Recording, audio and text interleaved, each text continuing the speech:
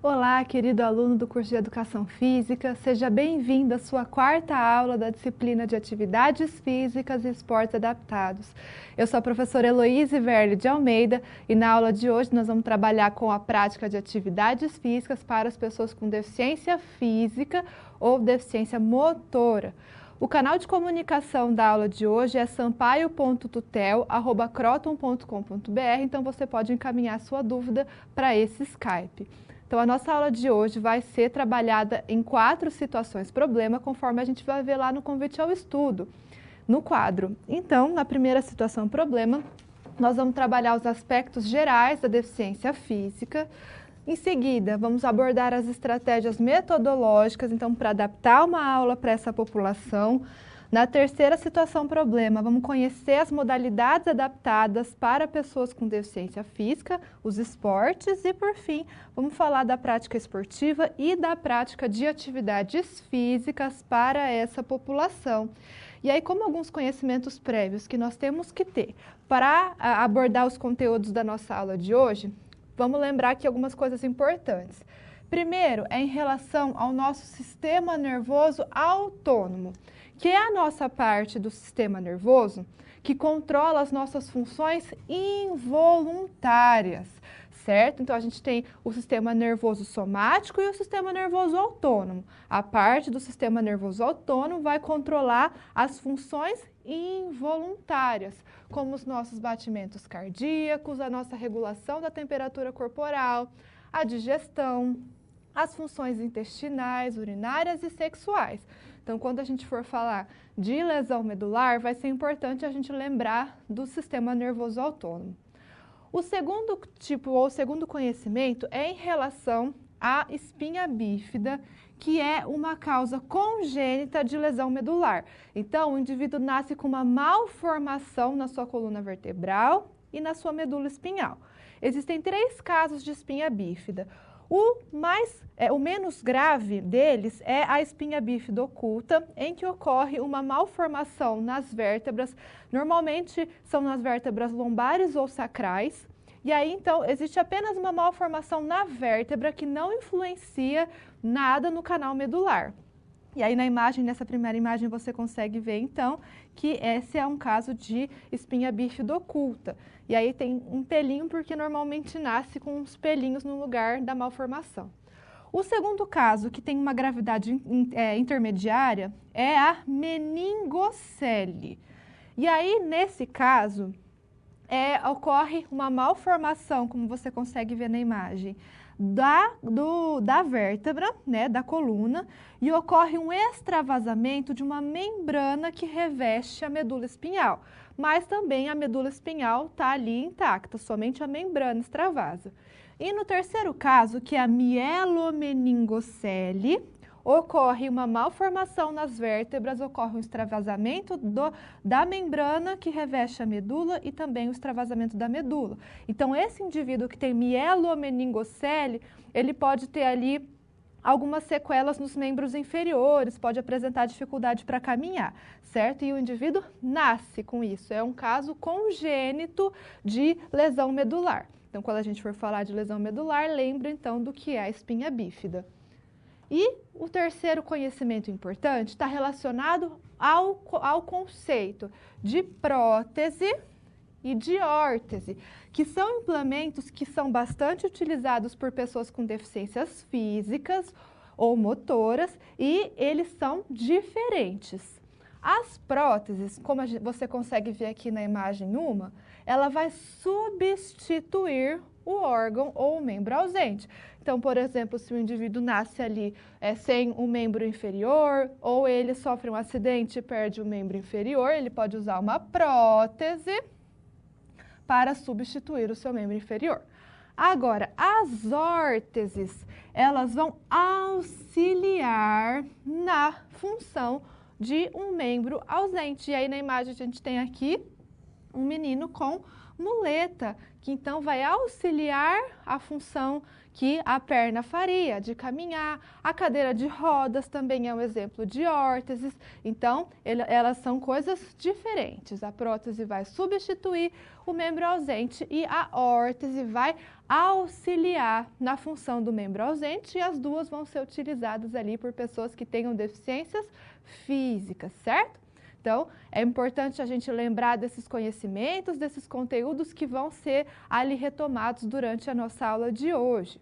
E para que nós possamos, então, na nossa aula de hoje, trabalhar todas as nossas situações, problemas, nós vamos ter a nossa situação geradora de aprendizagem, que nesse momento, então, você vai ver um anúncio aqui do Centro de Prática Esportiva Adaptada, ali informando que eles estão contratando um professor que seja formado, que não tenha ou que tenha experiência para trabalhar com o desenvolvimento de práticas esportivas para as pessoas com deficiência física. Então, você vai participar da nossa aula de hoje, desse grande processo seletivo, em que vão ser retomados e abordados e também solicitados os conceitos teóricos e práticos sobre a deficiência física. Então, na nossa aula de hoje, a gente vai entender alguns tipos de deficiência física, os mais frequentes e os principais tipos de deficiência física, para que nós possamos pensar também na prática esportiva e na prática de atividade física para essa população. Então, vamos agora para a nossa primeira situação problema.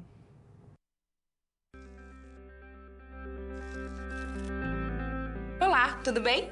Espero que esteja gostando dessa aula. Como você pôde perceber, é muito importante estudar o conteúdo da pré-aula no ambiente virtual, antes de conhecer e resolver as situações problema. Vamos lá? As etapas para compreender e resolver as SPs são simples e facilitam os seus estudos.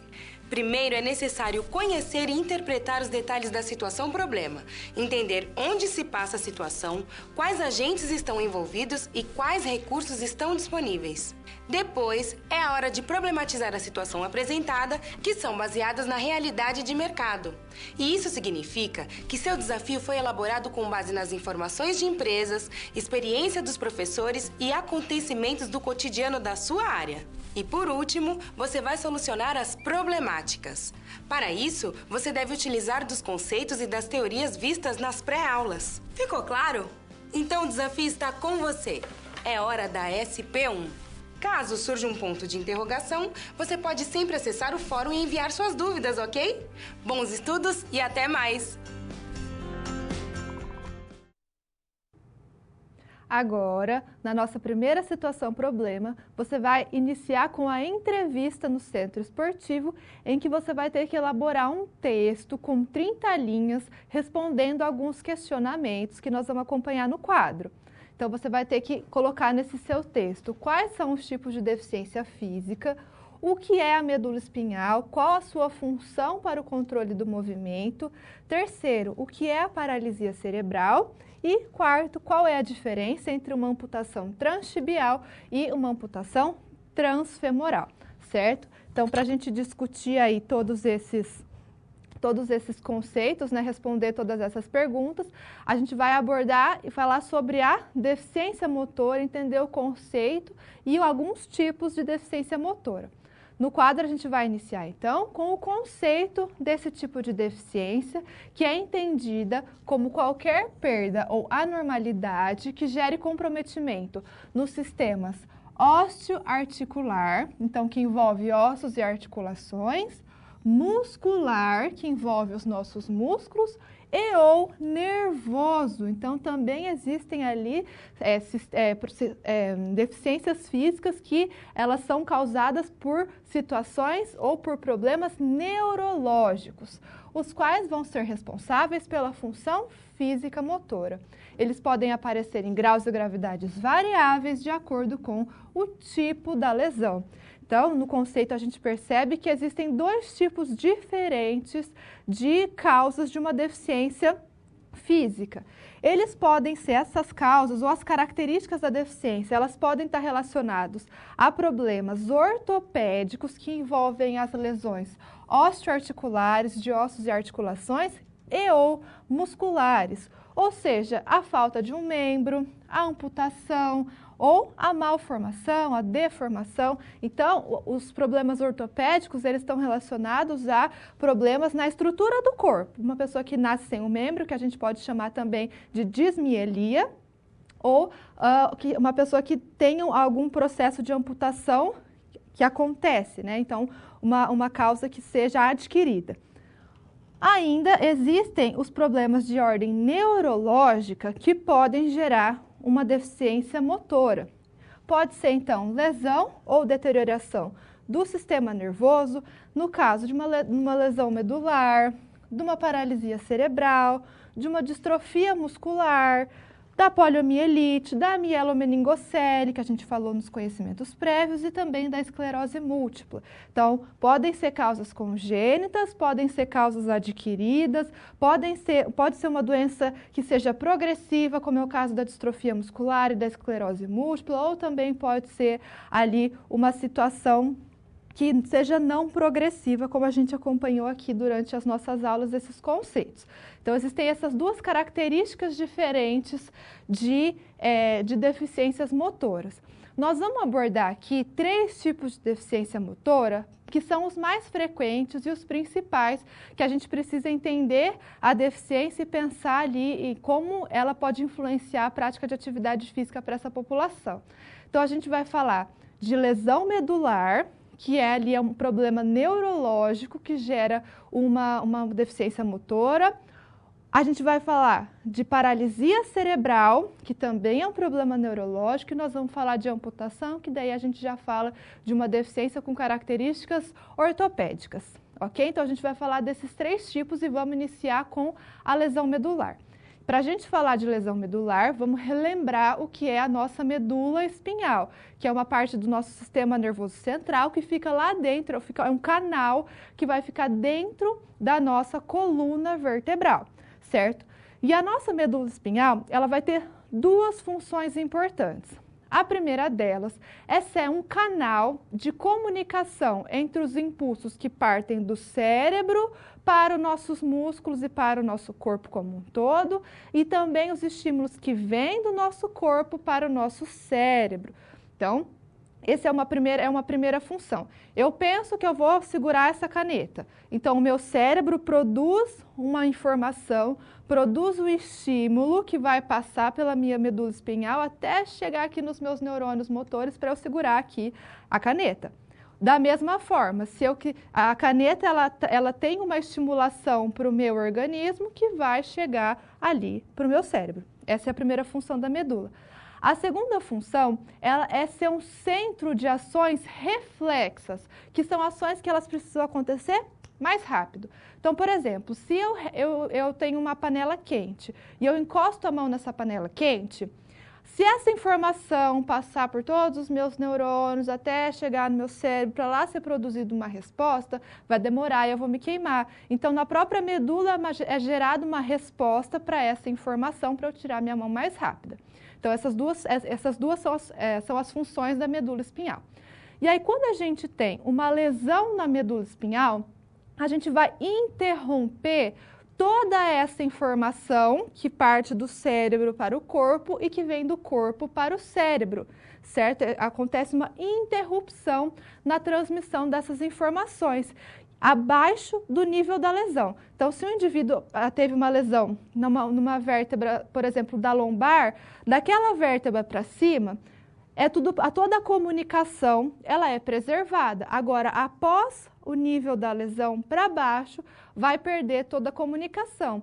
E aí vai perder comunicação em 3 pontos. Primeiro, em 3 funções. Primeiro, a função motora, que é a função de movimento. Então, abaixo do nível da lesão, não chegam as informações do cérebro para gerar um movimento. Por isso, as pessoas que têm lesão medular, na maior parte das vezes, na grande maioria das vezes, são pessoas que não vão caminhar, são pessoas que vão ser usuárias de cadeira de rodas, porque a inervação que sai para os nossos membros inferiores, ela é uma inervação um pouco mais baixa, pensando na nossa medula. Por isso, quando acontece uma lesão, na maior parte das vezes, esse indivíduo vai ser usuário de cadeira de rodas. Então, a primeira sequela né?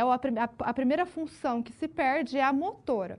A segunda é a função sensitiva, que está relacionado à sensibilidade. Não falei que tem um caminho que também é do corpo para o cérebro? Se essa informação ela não passa do nível da lesão para baixo, então também essa informação não vai chegar no nosso cérebro. Então também perde função sensitiva, sensibilidade. E a terceira função que perde é a função autônoma, que está relacionada ao nosso sistema nervoso autônomo. Então, também ocorre a perda de funções involuntárias, como ali a regulação térmica, como uma série de outras funções intestinais, que são funções involuntárias do nosso organismo. Se uma pessoa sofre uma lesão na vértebra C1 e C2, que é a primeira vértebra da nossa coluna cervical, a partir desse nível da lesão, ocorre, por exemplo, sai a inervação que vai para os nossos batimentos cardíacos. Por isso, uma lesão bem alta pode, inclusive, levar o indivíduo a óbito. Lesões mais altas podem fazer com que o indivíduo perca a função da musculatura respiratória, que também é uma função involuntária. Certo? Então, também as funções involuntárias, elas se perdem. Por isso, a gente fala que uma lesão medular vai gerar prejuízo nas funções motora, sensitiva e autônoma, certo? E aí, como vocês perceberam, eu falei aqui de diferentes alturas de lesão. Então, uma lesão, ela pode ser mais alta, ela pode ser mais baixa e as sequelas vão estar relacionadas a essa altura da lesão. E ela também pode ser uma lesão completa da medula ou pode ser uma ruptura parcial, que também vai ter sequelas que vão ser menores e que podem, inclusive, ser reversíveis. No quadro, a gente vai ver que existem, então, nomes e nomenclaturas diferentes para cada altura da lesão. Se uma lesão ela atingir níveis neurológicos cervicais, ela é uma lesão tetra. Se ela atinge do primeiro nível torácico para baixo, ela é uma lesão para. Ainda, se uma lesão for completa, então acontece uma ruptura completa da medula espinhal, essa lesão vai ser chamada de plegia. E se a ruptura ela for incompleta, ela vai ser chamada de paresia. Então, a gente pode ter uma tetraplegia ou uma tetraparesia, ou ainda uma paraplegia ou uma paraparesia. Então, essas nomenclaturas, elas caracterizam o tipo e a altura da lesão. E uma lesão, ela pode ser traumática, de causas adquiridas, e aí, no nosso país, causas bastante frequentes são os tiros por bala de fogo, então, um tiro de arma. Também acidentes automobilísticos são uma grande causa de lesão medular no nosso país e também os mergulhos em água rasa. Então, a pessoa vai lá fazer um mergulho numa profundidade rasa e aí ela sofre um tipo de lesão medular. Então, essas são algumas das principais causas traumáticas. E como a gente vai ver no quadro, essas lesões, como a gente falou no início da aula, desculpa, elas também podem ser congênitas, que é o caso da espinha bífida. Então, a gente tem causas que são congênitas ou causas que são adquiridas. E além do prejuízo dessas funções motora, sensorial e autônoma, algumas sequelas que acontecem com a lesão medular são muito importantes que a gente conheça para que nós possamos propor uma prática de atividade física adequada, em um ambiente adequado e com uma intensidade adequada para esses indivíduos. Então, eu vou falando um pouco das sequelas para você entendendo ali como ela se relaciona e por que ela é importante para a gente conhecer e pensar na prática de atividade física. A primeira sequela importante é a redução da ventilação pulmonar e ali também uma alta incidência de infecções respiratórias. Como eu falei, uma lesão, principalmente quando ela for mais alta, ela vai influenciar bastante a nossa musculatura respiratória. Então, esses indivíduos, eles vão ter uma frequência respiratória muitas vezes menor, e eles vão demorar para conseguir ajustar essa frequência respiratória. Então, você nunca pode chegar para um indivíduo que tem lesão medular e que ele ainda é sedentário, não pratica atividades físicas e propor uma atividade com uma intensidade muito grande, porque a musculatura respiratória não vai dar conta de adaptar a frequência respiratória para aquela intensidade. Por isso, a intensidade ela tem que ser gradual. Ainda esses indivíduos podem apresentar uma incidência maior de infecções respiratórias, porque como eles não conseguem tossir, porque tossir é um ato que ele é uma contração da nossa musculatura respiratória. Esse indivíduo ele não vai tossir, então ele pode ter um acúmulo maior de secreção pulmonar que faz com que ele tenha ali mais infecções respiratórias. Por isso, a gente tem que pensar também em temperaturas que sejam adequadas, também pensando ali numa incidência de infecção respiratória. A segunda sequela é a disfunção do sistema de regulação térmica. O que isso significa? De acordo com a temperatura do ambiente, o nosso organismo ele faz ou vasoconstrição, que é a constrição do vaso sanguíneo, ou vasodilatação, que é a dilatação do vaso sanguíneo para ajustar a nossa temperatura corporal. Uma pessoa com lesão medular vai perder essa função, porque a gente viu que essa é uma função autônoma. Então, a gente nunca pode expor uma pessoa com lesão medular a situações extremas de temperatura, nem muito frio, nem muito calor, porque esse é um indivíduo que não vai conseguir ajustar a sua temperatura corporal para essa situação extrema. E ainda, quando a gente tiver com uma pessoa com lesão medular, num dia quente, não esquecer de hidratação. Trabalhar com muita hidratação com esse indivíduo para que ele consiga reduzir a sua temperatura corporal, não subir excessivamente sua temperatura corporal, ok? Então, essa é uma segunda sequela importante. A terceira é a úlcera de pressão. O que acontece? Não só pessoas com lesão medular, mas pessoas que são acamadas em geral, elas têm úlcera de pressão. Uma pessoa com lesão medular, como eu falei, na maior parte das vezes vai ser usuária de cadeira de rodas, então ela vai ficar sempre sentada.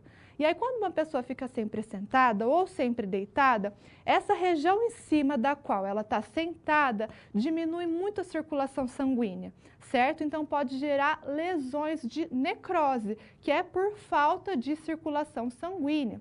Então, elas vão acontecer principalmente na parte posterior da coxa, nos glúteos. Então, o que a gente tem que fazer? Nós temos sempre que propor situações em que o indivíduo possa erguer o corpo na cadeira de rodas. Então, ele vai apoiar os dois braços nos braços da cadeira de rodas e vai se suspender.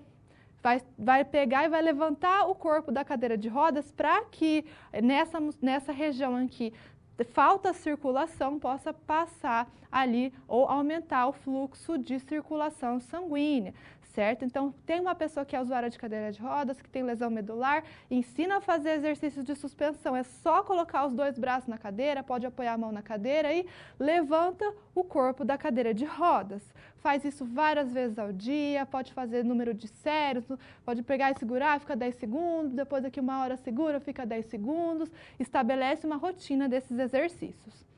A quarta sequela importante é a incontinência urinária. Então, esses indivíduos também perdem a função urinária, que é uma função autônoma. Então, você tem que tomar um certo cuidado para que não façam exercício, por exemplo, de bexiga cheia. Eles já têm todo um procedimento que é estabelecido, eles já têm auxílio, já aprendem a fazer um procedimento para esvaziar a bexiga. Normalmente eles usam uma bolsa e aí eles vão fazer o processo de esvaziar a bexiga, de esvaziar a bolsa. Isso é importante. Quando você for trabalhar com esse indivíduo, pergunta qual é a rotina que ele estabelece com a sua função urinária, como ele está acostumado, para não fazer exercício nem de bexiga cheia, nem com a bolsa cheia, tá? Isso é importante. E como eles têm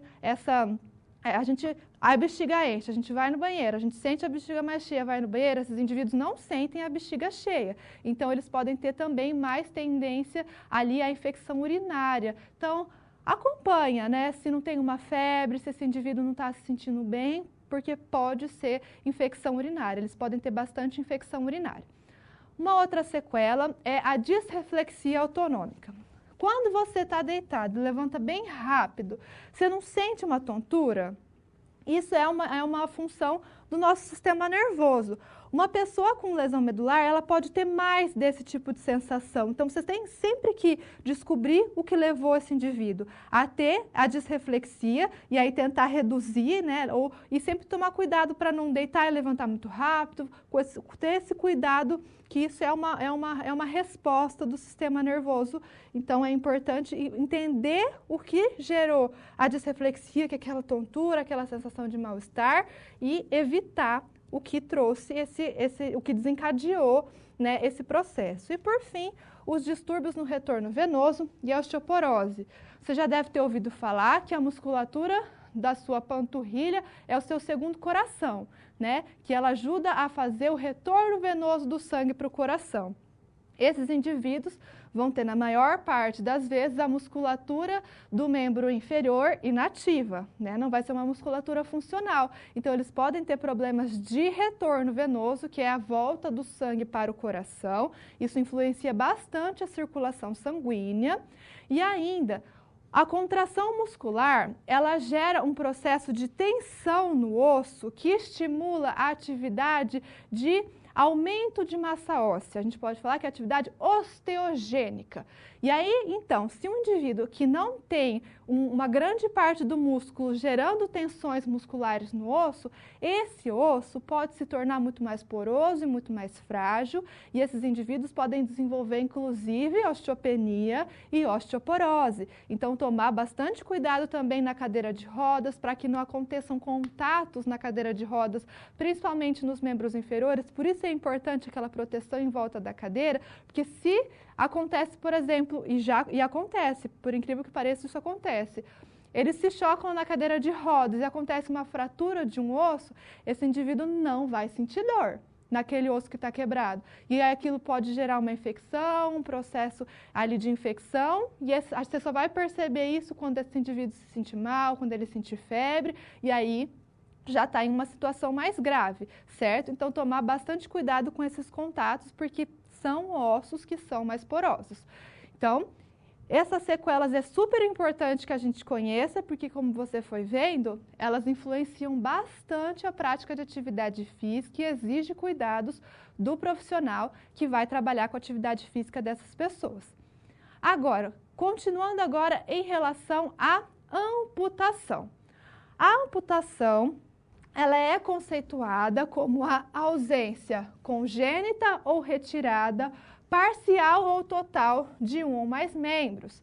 Em casos de amputação parcial, nos quais ocorre a retirada de parte de um membro, a permanência do coto é um fator que facilita o encaixe e a movimentação de uma eventual prótese. Então, quando uma pessoa tem uma amputação e aí fica um membro residual, esse membro, ele é chamado de coto. Nunca chama de outro, não é cotoco, não é toco, nada. É coto, certo? É importante a gente conhecer essas nomenclaturas.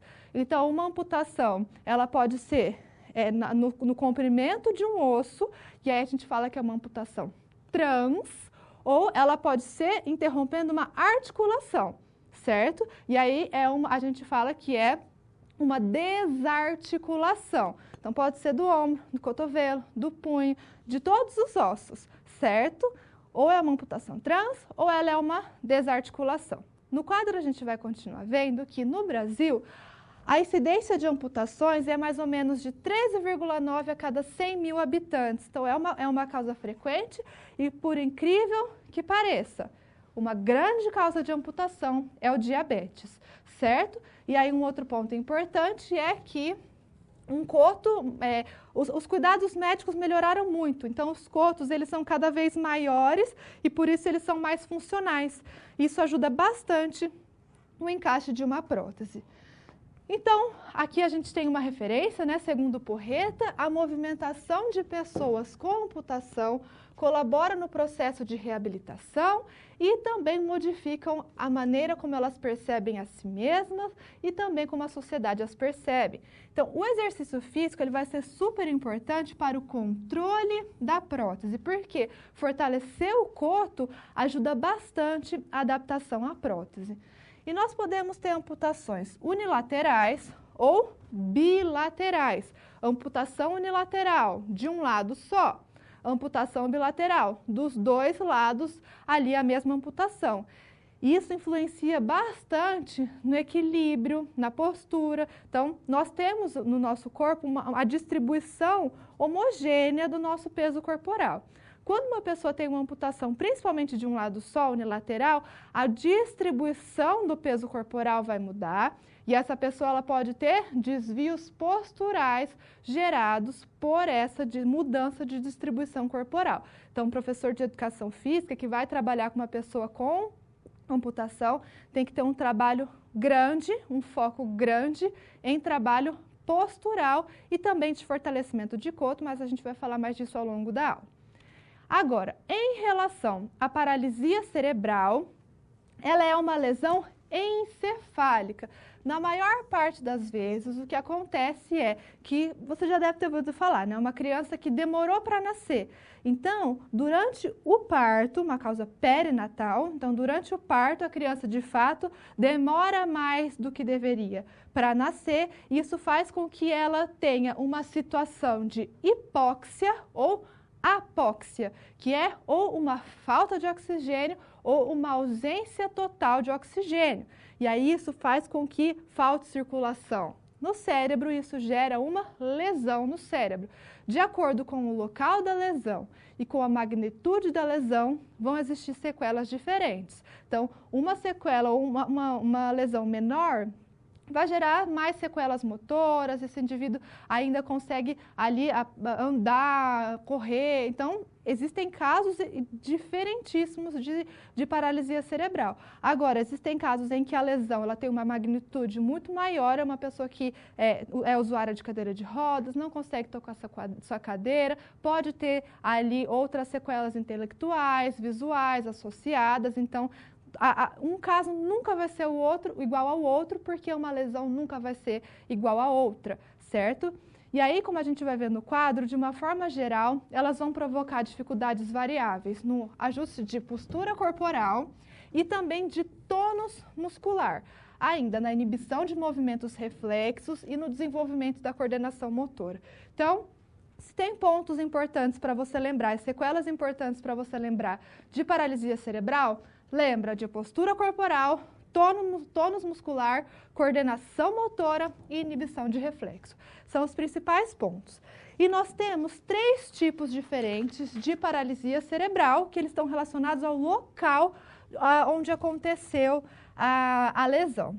Primeiro, a gente tem a espasticidade, em que ocorrem lesões nas fibras eferentes e ela provoca um aumento de tônus muscular. Então, tá vendo isso aqui? Essa criança aqui é uma criança espástica, característica. A mãozinha, ó, toda tensionada, toda durinha, é uma criança que pode apresentar dificuldades grandes para caminhar, que no caso a criança da imagem é usuária de cadeira de rodas, então a espasticidade provoca um aumento de tônus muscular. É uma criança bastante rígida. Já a atetose ou a extrapiramidal, pode usar os 2 termos, eles são sinônimos, são lesões nos gânglios de base e eles vão provocar flutuações no tônus muscular. Então, ora o tônus é mais alto e ora o tônus é mais baixo. Isso faz com que elas tenham movimentos involuntários, né, que ocorrem nessas mudanças e flutuações de tônus. A gente chama de movimentos discinéticos. E a ataxia é, então, a redução do tônus muscular. São lesões principalmente no cerebelo. São pessoas que manifestam ali uma dificuldade grande em equilíbrio, já que o cerebelo ele atua ali bastante no nosso equilíbrio e também na coordenação motora fina, certo? Então, a gente entendeu aqui um pouco de conceito de lesão medular, de amputação e de paralisia cerebral. E vamos agora, então, responder a nossa primeira solução aqui, a nossa primeira situação problema. Então, qual a diferença entre uma amputação transtibial e transfemoral? A transtibial interrompe a tíbia e a transfemoral o fêmur. O que é a medula espinhal? A gente conheceu as duas principais funções da nossa medula, de canal de informação e de função reflexa, e essa é a sua função no controle do movimento. E a paralisia cerebral é uma lesão encefálica que vai provocar ali dificuldades em tônus muscular, postura corporal, coordenação motora e inibição de reflexo, ok? Então, entendemos essa parte conceitual e podemos partir agora para a nossa segunda situação problema. Opa, e aí? Como você se saiu com a primeira SP? Com as dicas que a gente viu, nem ficou difícil, não é mesmo? Você percebeu o caminho traçado para obter uma solução satisfatória? Primeiro, você estuda os conceitos teóricos. Em seguida, você conhece e avalia a situação. E só então você tem conhecimento suficiente para se empenhar em resolver a situação-problema. Entendeu por que é importante fazer uso de todos os recursos do material didático antes de iniciar as SPs? No ambiente virtual, você encontra textos, webaulas e vídeos para enriquecer os seus estudos. Vamos para mais um desafio? Boa sorte na SP2 e até mais!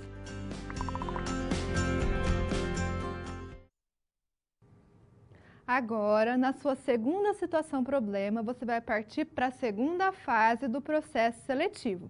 E aí, como a gente vai ver no quadro, agora nesse momento você vai ter que elaborar um plano de aula de esporte adaptado para uma turma de 5 pessoas com paralisia cerebral com diversos graus de acometimento entre a faixa etária de 9 a 11 anos.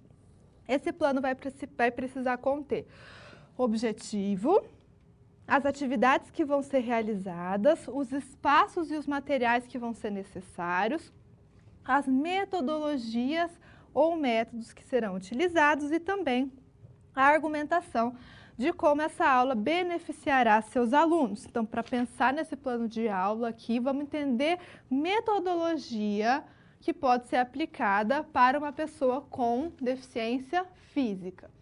Então, relembrando, a educação física adaptada é a área da educação física que estuda a motricidade humana para as necessidades educacionais especiais. Então, a gente vai pensar na prática de exercício físico para uma pessoa que tem uma necessidade especial, inclusive ali a deficiência, e dentro desse processo a gente vai precisar adequar metodologia para atender ali as características desses indivíduos, certo? Então, nós vamos pensar em metodologias que sejam compatíveis a esses indivíduos. E para que nós possamos elaborar uma metodologia que seja de fato compatível e que atenda às reais necessidades dos nossos alunos, a gente precisa entender e conhecer muito bem a deficiência e a especificidade do aluno. Então, a gente precisa conhecer muito bem o que o nosso aluno faz e o que o nosso aluno também não faz, para que a gente possa entender a sua dificuldade e adaptar ali a atividade pensando e suprindo essa dificuldade. E aí nós podemos eleger ou pensar em um método global de ensino ou um método fragmentado. Então, a gente pode ensinar uma habilidade como um todo, ou a gente pode ensinar essa habilidade por partes e depois unir essas partes. Tudo depende muito da característica do aluno. Se a gente tem um aluno que tem deficiência intelectual associada, a gente pode pensar em metodologias diferentes. Agora, se é um aluno que não tem deficiência intelectual associada, o mesmo método que você utiliza para ensinar uma habilidade para uma pessoa, para um aluno sem deficiência, você vai pensar para ensinar o aluno com deficiência motora. O que você vai pensar em adequar a atividade que você utiliza para chegar lá. Então, se você utiliza um método parcial para ensinar uma bandeja, você pode pensar num método parcial para utilizar uma bandeja para um aluno que tenha deficiência motora. Você vai adaptar. Ao invés do passe, você pensa em toque na cadeira, você pode reduzir um pouco a altura da cesta para ele conseguir aprender a fazer o arremesso, pode ensinar o arremesso também separado. Então, o método vai ser o mesmo, você vai pensar só em adaptações, pode ser de material, pode ser do espaço, para atender esse indivíduo. E o que é muito importante nisso tudo é flexibilizar o currículo. Então, se a gente pensa em um currículo que é rígido, ele não vai atender a necessidade de todos os alunos, ele vai atender a necessidade de alguns alunos. Agora, se a gente tem um currículo um pouco mais flexível, em que a gente entende que um aluno com deficiência pode apresentar um ritmo diferente de desenvolvimento e um tempo maior para adquirir e aprender uma determinada habilidade, então a gente consegue adequar a nossa proposta à característica desse aluno. Então, o objetivo que a gente tem com a nossa aula, o que a gente busca ensinar, a finalidade educativa, ela vai ser a mesma, tanto para um aluno com deficiência, quanto para um aluno que não tenha deficiência. Então, eu não quero ensinar o basquete, eu não quero ensinar a bandeja, eu também quero ensinar o basquete e a bandeja para o meu aluno que é usuário de cadeira de rodas. Eu vou adaptar as etapas, eu vou adaptar os materiais que eu vou utilizar, eu vou adaptar o processo que eu posso pensar para ensinar, mas o objetivo que eu vou buscar atingir com esse meu aluno vai ser o mesmo. E aí, quando eu tenho um aluno que tem deficiência física e que é usuário de cadeira de rodas, eu tenho que pensar bastante no espaço que eu vou ter para que ele consiga transitar e para que ele consiga realizar as atividades. Então, no quadro a gente vai ver que a gente tem que ter um ambiente que tenha rampa no lugar de degraus para passar ali a cadeira de rodas, corrimões próximos a bebedouro e assento de banheiro para que essa pessoa possa trocar ali para o assento do banheiro, remoção de carteira de forma a possibilitar a passagem da cadeira de rodas ou facilitar a locomoção dos alunos que usam muleta ou que usam cadeira de rodas. Igual eu falei na aula prática, na academia eu tenho que ter um super cuidado para que na academia de musculação, eu tenho que ter um super cuidado para que os espaços entre os aparelhos permitam uma pessoa de cadeira de rodas passar. Então, o meu espaço precisa ser acessível.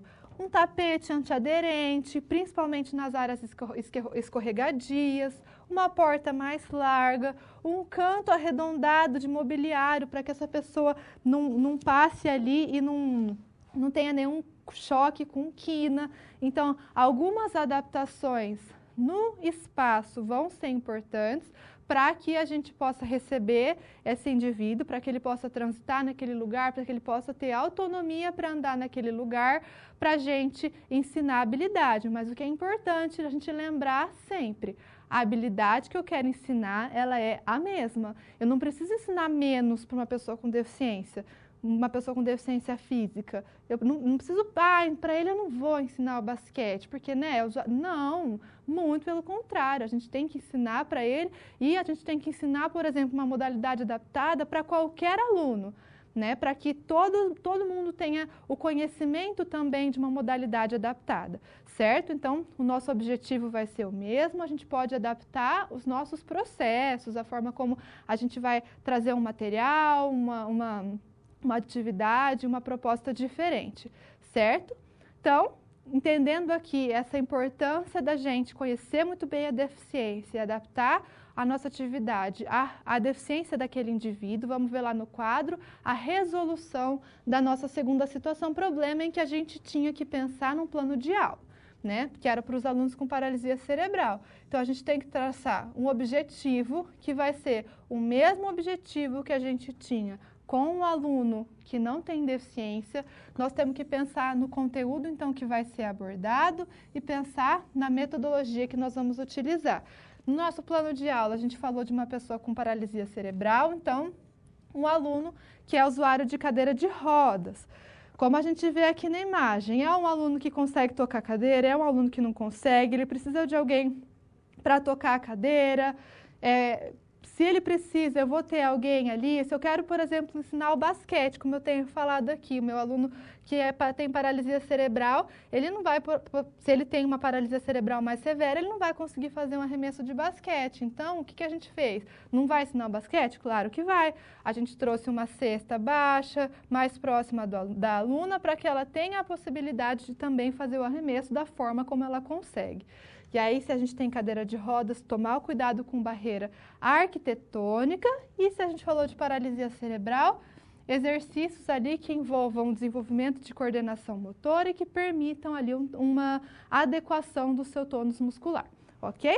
Então, agora que a gente entendeu isso, vamos partir para a nossa terceira situação-problema.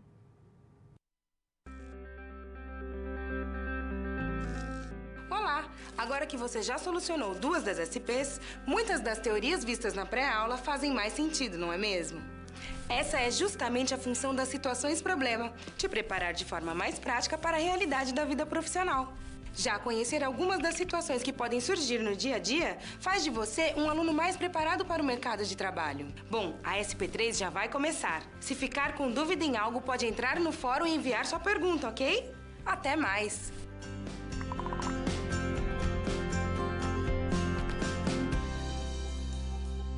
Continuando aqui com a nossa terceira situação-problema, nós vamos prosseguir aqui na segunda fase do plano, né, na segunda fase da nossa entrevista, do nosso processo seletivo. E agora no plano de aula, como a gente vai ver, nós vamos ter que pensar em esporte adaptado, certo? Que o nosso plano envolve o esporte. Então, quais são as modalidades para pessoas com deficiência física? E aqui a gente está falando de uma turma de alunos com paralisia cerebral. Então, vamos pensar também em modalidades que sejam específicas para pessoas com paralisia cerebral. Então, relembrando um pouco do que nós já falamos na nossa aula, o esporte adaptado, ele surgiu como uma forma de reabilitação. Então, a gente tinha os soldados ali depois da Segunda Guerra Mundial, que ficaram com bastante sequelas, e aí, então, o esporte foi utilizado como reabilitação para esses indivíduos. E aí ele foi ganhando adeptos, ele foi se disseminando e caminhando, inclusive, para o alto rendimento. Então, hoje a gente já pensa em desempenho em esporte adaptado. E hoje, então, os atletas alcançaram níveis técnicos que admiram muitos espectadores. Quem teve a oportunidade de assistir algum jogo das Paralimpíadas, viu, que foi aqui no nosso país, a última, né, viu como o esporte adaptado nesse nível paralímpico, os atletas, eles têm um alto rendimento, um desempenho excelente, eles treinam como um atleta convencional. Né, eles têm toda uma rotina de treino ali bastante intensa, assim como um atleta que não tenha deficiência. E para uma pessoa com deficiência, ela ser elegível para a participação de uma Paralimpíadas, ela precisa atender a alguns critérios, que são ter a força muscular afetada, ter amplitude de movimento em uma ou mais articulações reduzidas permanentemente, ter falta de um ou mais membros, ter encurtamento dos membros inferiores, nanismo, hipertonia, que é aumento de tônus muscular, ataxia, atetose, que a gente já viu o que é, e deficiência visual ou deficiência intelectual. Então, se o indivíduo ele atende algum desses critérios, ele vai ser elegível para a participação de modalidades paralímpicas. E aí existe um processo que ele é chamado de classificação funcional, que ele vai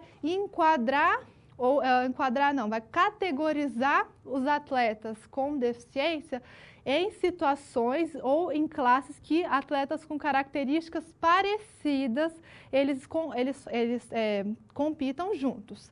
Então, uma deficiência, ela nunca vai ser exatamente igual a outra, certo? Então, por isso a gente não pode pensar atleta com deficiência, por exemplo, um atleta com paralisia cerebral, compete todo mundo junto. Atleta com lesão medular, compete todo mundo junto. A gente viu que a lesão medular, ela pode ser mais alta, mais baixa, completa, incompleta, isso gera características já extremamente diferentes. Uma paralisia cerebral, uma lesão maior, tem mais acometimento, uma lesão menor tem menos acometimento. Então, o processo de classificação funcional, ele não vai avaliar só a deficiência, ele vai avaliar a possibilidade de movimento de um atleta. Então, ele vai avaliar o volume de ação de um atleta. Eu vou falar só um pouquinho de classificação funcional de natação, que é um procedimento que eu tenho mais conhecimento, que eu participo, inclusive. Então, na natação, só tendo como exemplo, tá? para um atleta ter a sua classificação, né, ter a sua classe, ele chega, ele passa por uma avaliação da sua deficiência, do seu corpo, ele faz uma avaliação de movimentos fora da água, então eles avaliam o movimento de cada articulação. Então, o movimento que ele faz de punho, de cotovelo, em cada movimento, ombro, se ele faz flexão, extensão, adução, abdução, e eles estabelecem um grau de movimento que ele é considerado um grau normal, um grau ótimo ali que uma pessoa sem deficiência faria. Então, por exemplo, uma pessoa sem deficiência, só como exemplo, uma pessoa sem deficiência, ela faz aqui, supondo, tá? Não é só isso, mas vamos supor que ela faça 90 graus de flexão de ombro, certo? Aí eles vão avaliar, então, quantos por cento esse indivíduo faz desse movimento. Então, essa pessoa tem deficiência, ela só faz 15 graus de flexão de ombro. Então, tá, então ela recebe uma pontuação.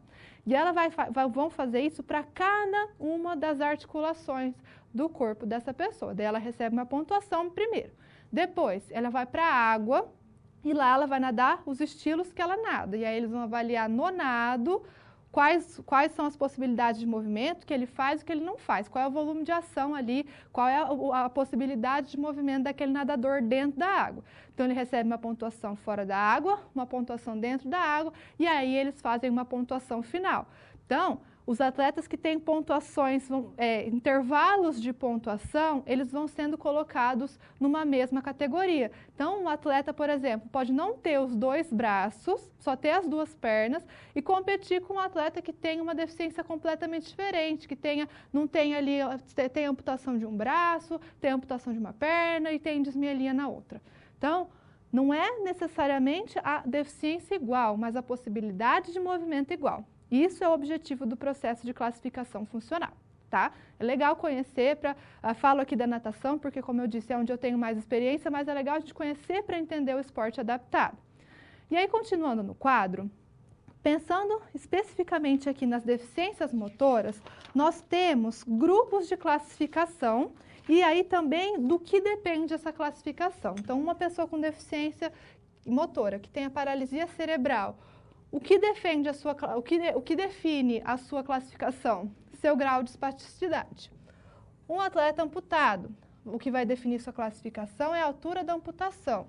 Um atleta em cadeira de rodas, nível da lesão. E lesotras, que são outras deficiências motoras que não se enquadrem nessas 3, a quantidade de membros afetados e sua função motora. Então, isso só falando de deficiência motora. Nós temos também ali um grupo de classificação que é a deficiência visual. E os atletas com deficiências motoras, eles vão participar de atletismo, basquetebol em cadeira de rodas, bocha, ciclismo, esgrima em cadeira de rodas, futebol de 7, halterofilismo, hipismo, natação, paracanoagem, remo, rugby em cadeira de rodas, que é muito legal, tênis de mesa, tênis em cadeira de rodas, tiro com arco, tiro esportivo, triatlo, vela e voleibol sentado. Essas são as modalidades paralímpicas para pessoas com cadeira de ou pessoas com deficiência motora, tá? E vamos conhecer um pouquinho mais de algumas, começando pelo futebol de 7, que ela é uma modalidade, é uma adaptação do futebol de campo. Participam somente homens, tá? Que têm paralisia cerebral e aí são graus mais leves de paralisia. A equipe, ela contém 7 jogadores, por isso é futebol de 7, sendo um goleiro. A partida dela é disputada em 2 tempos de 30 minutos, com um intervalo de 10, e aí as regras, elas seguem as regras do futebol de campo convencional, e aí a diferença é que não tem impedimento, e que os arremessos laterais eles vão ser cobrados apenas com uma mão. Mas aí a dinâmica do jogo, as regras seguem todas as regras do futebol convencional, do futebol. Agora, o voleibol sentado é uma adaptação do voleibol, também participam os atletas com deficiências motoras, e aí eles vão ficar sentados, como o próprio nome diz, e eles não podem perder o contato com o chão, exceto quando eles vão fazer deslocamentos. Então, quando eles vão fazer os seus deslocamentos em quadra, eles podem sair aí, perder o contato do chão, mas no mais eles têm sempre que ficar em contato com o chão. São 6 jogadores em quadra, são disputados 4 sets de 25 pontos, mais o tie-break de 15, e a dinâmica do jogo também é a dinâmica do jogo do voleibol convencional. A bocha é uma modalidade paralímpica praticada por pessoas com deficiência intelectual mais severas. Então, são graus mais graves e mais severos da deficiência da paralisia cerebral. Participam homens e mulheres, e aí o objetivo é sempre lançar a bola mais perto de uma central, que é a branca. E aí, como você consegue ver na imagem, eles também são classificados em categorias, né? Tem BC1, BC2, BC3 e BC4, e aí, de acordo com a severidade da deficiência, eles podem ter apoio de outras pessoas ou também de calhas, que são esses instrumentos que auxiliam o jogador a lançar a bola. E aí, então, participam dessa modalidade os atletas com deficiências mais severas.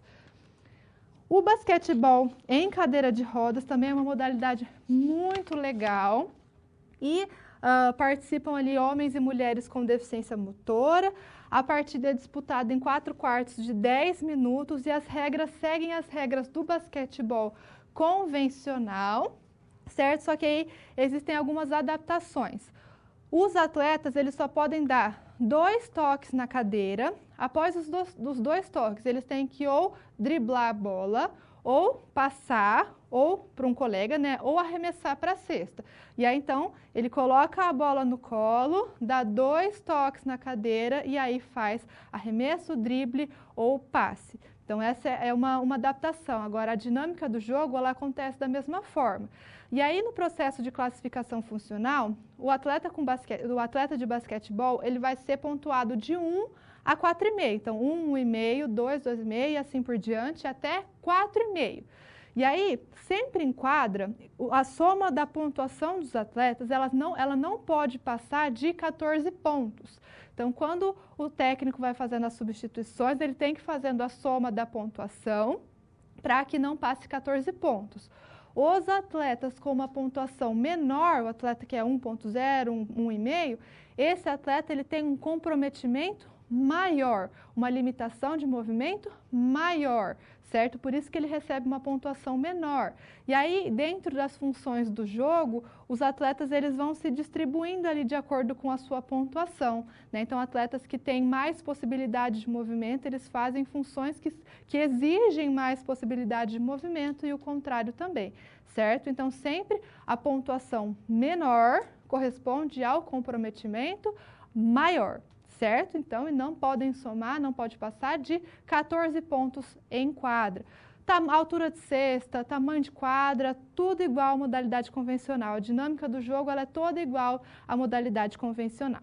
Ok? Então, agora que a gente entendeu aqui algumas modalidades que são praticadas por pessoas com deficiência motora, entendemos os critérios de elegibilidade, a classificação e os critérios de classificação desses indivíduos, vamos resolver aqui a nossa terceira situação. Problema em que a gente tinha que elaborar um plano de aula para pessoas com deficiência motora, especificamente aqueles com paralisia cerebral. Então, quais são os esportes que você pode desenvolver com essa população?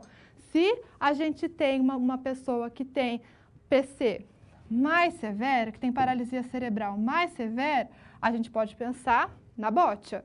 Agora, se a gente tem paralisia cerebral mais leve, a gente pode pensar em futebol de 7. Então, a gente precisa conhecer o grau da deficiência para propor o esporte adequado, como eu já falei, um local de treino acessível, pensar nas adaptações necessárias e na coerência entre o objetivo, as atividades propostas e a metodologia que sejam coerentes para atingir esse objetivo, ok? Então, vamos partir agora para a nossa quarta situação problema.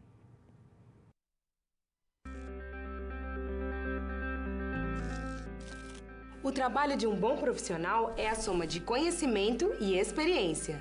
O conhecimento você obtém estudando a pré-aula, tirando dúvidas no fórum, acessando as web-aulas, ou seja, fazendo bom uso dos materiais oferecidos aqui no ambiente virtual. Já para ter experiência antes mesmo de ir para o mercado de trabalho, você precisa se empenhar na resolução das SPs. Lembre-se, quanto mais você se dedicar analisando com atenção, fazendo anotações na hora de levantar hipóteses, procurando diferentes soluções até obter a melhor, mais preparado você estará para desempenhar sua profissão.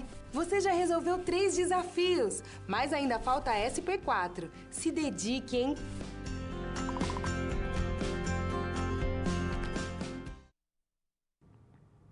Agora, na quarta situação problema, você já passou pela segunda fase do processo seletivo e, como você vai ver no quadro, nessa última fase, você vai precisar elaborar uma palestra de conscientização comunitária, pensando na promoção de qualidade de vida e incentivo à prática de atividade física para as pessoas com deficiência física. Então, qual a importância da atividade física para a qualidade de vida dessas pessoas?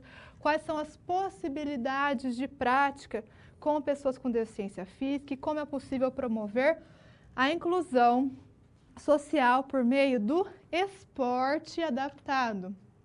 Então, respondendo um pouco dessas questões, o grande benefício da inserção da pessoa com deficiência física em prática esportiva é que, quando ela é bem orientada, a pessoa vai destacar ou vai valorizar as suas capacidades remanescentes e minimizar as suas dificuldades. Então, ela vai sempre potencializar aquilo que ela já fazia, né? Então, por exemplo, se a gente pensa em uma pessoa que é usuária de cadeira de rodas, se ela pratica atividade física, se ela fortalece sua musculatura de membros superiores, de tronco, se ela é uma pessoa que consegue ter ali uma resistência cardiorrespiratória muito melhor, essa pessoa vai ter muito mais autonomia para tocar a sua cadeira durante o dia, para passar por um obstáculo para a sua cadeira, para conseguir sair da sua cadeira de rodas e ir para a cama, ir no banheiro. Então, se a gente consegue fortalecer e potencializar o que esse indivíduo já faz, isso com certeza vai beneficiar a sua autonomia e isso vai se refletir na sua qualidade de vida. Continuando no quadro, ainda ela vai melhorar padrões normais de movimento, então para que uma pessoa ela consiga desempenhar melhor o movimento que ela já faz, o que ela consegue fazer, como eu falei, desenvolve autonomia, promove alegria ao se movimentar, independente da dificuldade. A gente vai ver um pouquinho um vídeo depois aqui no final da aula. Mesmo uma criança que tem uma limitação maior de movimento, quando ela se envolve em uma prática que possibilita ela vivenciar as possibilidades, ela vai ter uma sensação de bem-estar, de alegria, de ser um exemplo e de sucesso para ela mesma e também para as outras pessoas.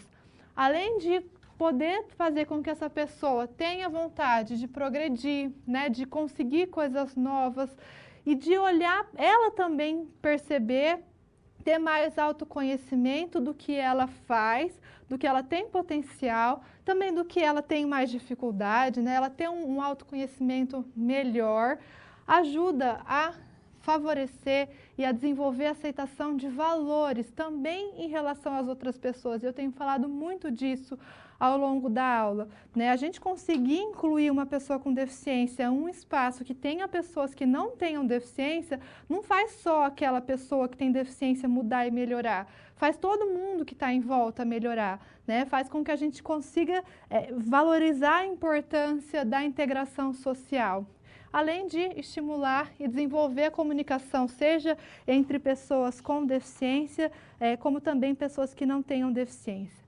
E aí, pensando nas 3 deficiências que nós falamos aqui na aula, né? Paralisia cerebral, lesão medular e amputação. Como que a gente pode pensar na prática de atividades físicas para cada uma delas? A paralisia cerebral, a prática, ela sempre tem que ser baseada na condição neurológica, porque, como eu falei, tem pessoas com paralisia cerebral que conseguem caminhar, que conseguem correr, que jogam futebol de 7, e tem pessoas com paralisia cerebral que vão ser usuárias de cadeira de rodas e que daí elas têm que partir para uma atividade que esteja relacionada às suas possibilidades, né? E aí elas vão sempre ter que estar voltadas para o controle motor, coordenação motora e também para a melhora postural. podem ser utilizados jogos e estímulos sensório-motores que buscam integrar uma estimulação de um sentido a uma resposta motora. Então, por exemplo, parece bobeira, mas lançar uma bola, receber uma bola, que seja um determinado som que faça esse tipo de estímulo, que seja um determinado toque que faça esse tipo de estímulo, que seja uma informação visual para que ela consiga ali recrutar e melhorar a sua coordenação motora, principalmente a coordenação motora ampla, né? Que as limitações maiores elas vão ser em coordenação motora fina e aí eles podem apresentar limitações muito grandes.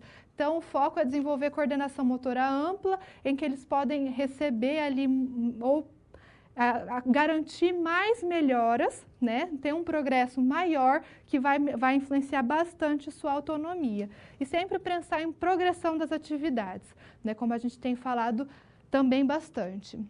Em relação à lesão medular, a gente tem que providenciar os exercícios que permitam erguer o corpo e que também façam com que essa pessoa ganhe autonomia na cadeira de rodas. Então, trabalhar com circuito, com inclinação, com curva, com um obstáculo em cadeira de rodas. E para a pessoa com lesão medular, nós temos que focar bastante na importância desse indivíduo se movimentar por alguns motivos, né? Uma pessoa que tem lesão medular, ela tem a maior parte da sua musculatura, que são os membros inferiores, inativa, tá? Não é uma musculatura funcional. E a gente sabe que quanto mais musculatura a gente tem, maior é o nosso gasto de energia em repouso basal, certo? Se a maior parte dessa musculatura desse indivíduo, ela não é ativa, ela não traz nenhum gasto de energia, esse é um indivíduo que tem uma taxa metabólica muito baixa, certo? Então, é um indivíduo que gasta pouquíssima energia, pouquíssima caloria em repouso. Então, o que a gente tem que tentar fazer? Isso pode gerar sobrepeso, obesidade, aumento de gordura corporal e todas as características que estão relacionadas ao sobrepeso e à obesidade. Então, é muito importante que esse indivíduo mantenha uma alimentação bastante adequada. Isso é difícil, porque a musculatura mudou, mas o cérebro não. Então, a fome é a mesma. Então, a gente tem que reeducar a alimentação desse indivíduo, fazer com que ele compreenda e que ele consiga se adaptar a uma alimentação com uma ingestão calórica menor e tentar aumentar a massa muscular que esse indivíduo tem ativa para que ele gaste mais energia, tenha mais autonomia também e fazer exercício que promova gasto energético, né? Uma pessoa que precisa consumir bastante energia, precisa fazer exercício para que ela possa evitar sobrepeso e evitar obesidade. Então, uma pessoa que é usuária de cadeira de rodas, que tem lesão medular, só dela começar uma prática, se envolver uma prática, já é muito legal, porque ela vai estar tendo um gasto energético, um gasto de caloria, um gasto de energia, que ele é além do repouso. Então, já faz com que durante o dia ela consuma mais energia e aí isso já consegue balancear mais ali o seu balanço energético. Então, isso já é fundamental. Agora, se a gente consegue ainda aumentar a massa muscular e fazer com que esse indivíduo tenha uma musculatura que é ativa, muito mais potencial, muito mais forte, que seja muito mais funcional, e aí então, a gente está indo por um caminho excelente, certo? Então, além de providenciar exercícios que faça a suspensão, falei que é importante lá no início da aula, que faça com que ele tenha mais habilidade na cadeira de rodas, que pode parecer simples, mas subir um degrau já é um obstáculo grande, uma rampa, ele precisa aprender tudo isso, uma curva, sair da cadeira, voltar para a cadeira. Então, providenciar exercícios que permitam tudo isso, certo? Mas que também ele precisa fazer uma atividade de fortalecimento muscular, ele precisa fazer também uma atividade ali que promova um gasto energético um pouquinho maior. E finalizando lá com a amputação, como eu falei lá no início da aula, a gente ter principalmente uma amputação unilateral, ela pode provocar ali mudanças na distribuição do nosso centro de massa, do nosso peso corporal. E aí isso pode trazer problemas posturais. E também a gente vai pensar em dificuldades de equilíbrio. Então, não só a habilidade de equilíbrio, mas também equilíbrio muscular.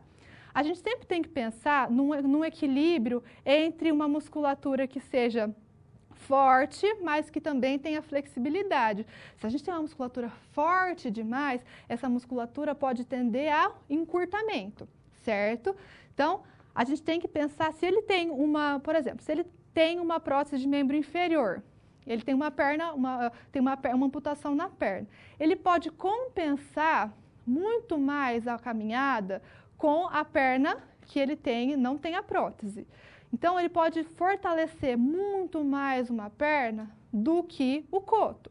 E aí, essa perna muito mais forte, ela pode ter muito mais encurtamento muscular. E aí, o encurtamento muscular de um lado e menos do outro pode gerar um desvio postural. Então, a gente sempre tem que pensar em equilibrar fortalecimento muscular e alongamento muscular em pessoa com amputação, para que a gente não tenha desvio postural. Ainda é super importante a gente fortalecer o coto desse indivíduo para que o encaixe da prótese, a adaptação à prótese, as habilidades com a prótese, elas consigam se desenvolver melhor para que esse indivíduo possa usar melhor a sua prótese. Se a gente consegue fazer tudo isso, o indivíduo que é protetizado, ele que se adaptou à prótese, né, que faz exercício, ele consegue desenvolver muitas atividades com a prótese. Ele pode desenvolver uma modalidade coletiva, esporte, tudo com a prótese. Ou se ele faça sem a prótese, pensa no esporte, por exemplo, voleibol sentado, que ele pode fazer sentado, sem a prótese. A gente pensa em amputação de membro inferior. Então, quando a gente pensa na amputação, isso vai ser muito importante. Equilíbrio muscular e fortalecimento do coto. E aí, quando esse indivíduo é adaptado com a prótese, ele consegue fazer uma série de atividades ali com a prótese.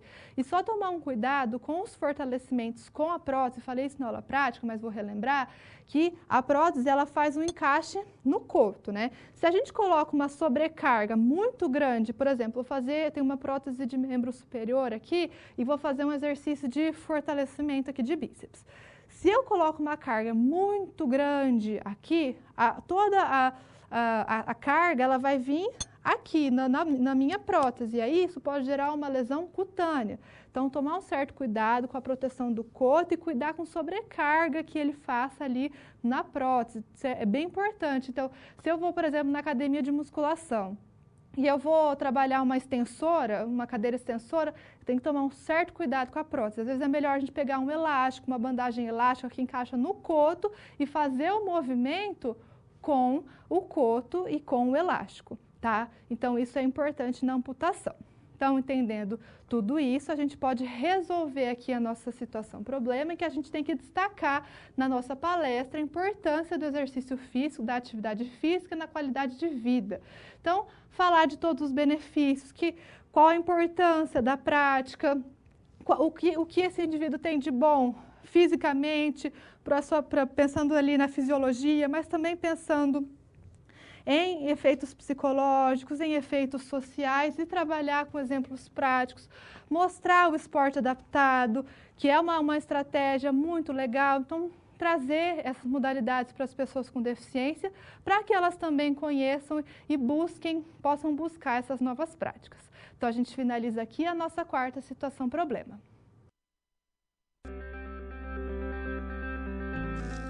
E agora que todos os desafios foram concluídos com sucesso, é hora de refletir sobre o que foi visto. O objetivo das SPs é ampliar o seu conhecimento e te ensinar a como utilizar na sua realidade profissional os conceitos vistos aqui. Essa é uma metodologia que exige muita proatividade e empenho da sua parte, já que segue o modelo de uma das tendências mais avançadas no mundo, a sala de aula invertida. E, em contrapartida, vai te transformar num profissional diferenciado e mais qualificado para desempenhar as funções da sua profissão. Por isso, faça bom uso dos materiais e das interatividades oferecidas. Não deixe de acessar o seu ambiente virtual e completar a sua pós-aula, ok? Cada parte do processo é essencial para a sua aprendizagem. Até mais! Pensando agora em novas situações, além do que nós já falamos aqui durante a nossa aula, vou falar um pouquinho sobre a natação para as pessoas com paralisia cerebral, que é uma proposta extremamente interessante para essa população, seja ali para os indivíduos que tenham mais ou menos limitações de movimento. No quadro a gente vai ver que eu trouxe aqui uma revisão de literatura que ela reuniu estudos com intervenções que faziam intervenções com atividades aquáticas ou 2 ou 3 vezes na semana. E o que esses autores dessa revisão recolheram ali de resultados? Verificaram melhoras em imagem corporal, melhoras em função de articulação, então flexão e abdução do ombro, melhora de função motora grossa, que eu falei que é importante trabalhar a coordenação motora, principalmente grossa com esses indivíduos, ampla, melhor taxa de gasto energético, velocidade de marcha e também força muscular. Então, essas foram algumas das melhoras que foram verificadas ali com a prática de natação. A gente vai ver um vídeo agora que é de um projeto de natação para pessoa com deficiência. Então, vamos ver. Dentro da piscina, o dia vira festa.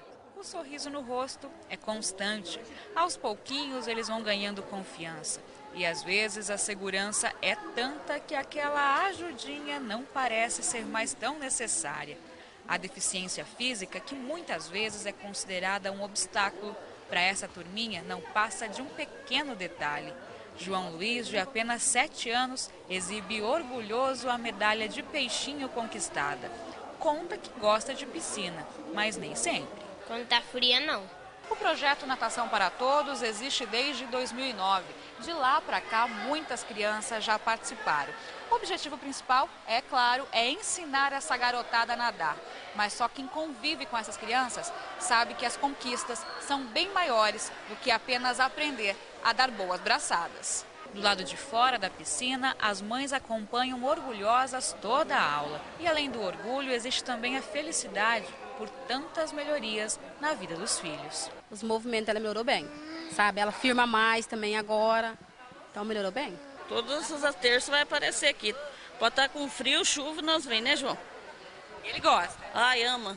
O projeto atende crianças com os mais diversos tipos e graus de deficiência física. Dentro das particularidades de cada participante, a intenção é proporcionar uma melhor qualidade de vida aos pequenos. Tem crianças que vão poder nadar os 4 estilos convencionais, tem crianças que vão nadar os estilos adaptados, tem crianças que vão nadar não todos os estilos, mas toda criança tem condição de ter alguma propulsão independente no meio líquido. Dentro da água, eles mostram que a atividade física é sim para todos. Mais do que isso, ensinam que ser feliz é bem mais fácil do que se possa imaginar.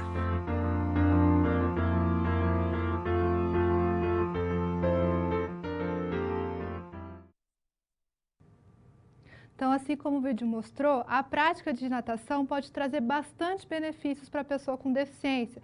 Então, no quadro a gente vai ver alguns desses benefícios. Pode ser o relaxamento, pode trazer relaxamento muscular. Pensa numa criança que tem espasticidade, uma tensão muscular grande, um tônus muscular alto. Uma água quente pode promover o relaxamento muscular e isso vai fazer com que ela experimente uma amplitude de movimento muito maior.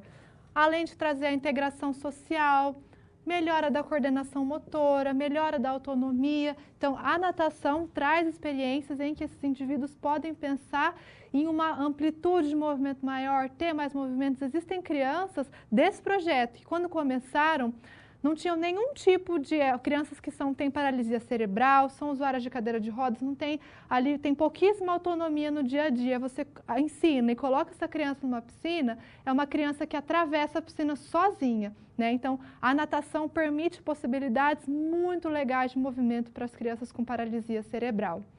Vou deixar agora um momento, então, caso você tenha uma dúvida, envie para que eu possa esclarecer e a gente finalizar a nossa aula.